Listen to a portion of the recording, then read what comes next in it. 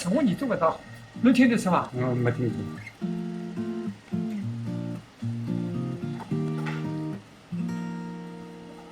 这个老轻，嘴巴张开。啊，跟我一样，你做那么的快，老了呀。Old Chen became well known for his clock repair skills when he was still very young. Even today, friends still often bring their clocks and watches to the museum for him to diagnose and repair. It has also become a reason for old friends to gather. 老师、老技师、老法师，老陈。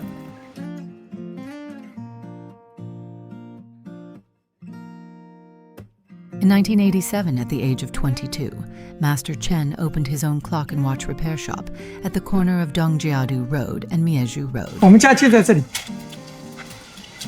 我摆摊就摆在这里，有时候摆在这里，有摆摊。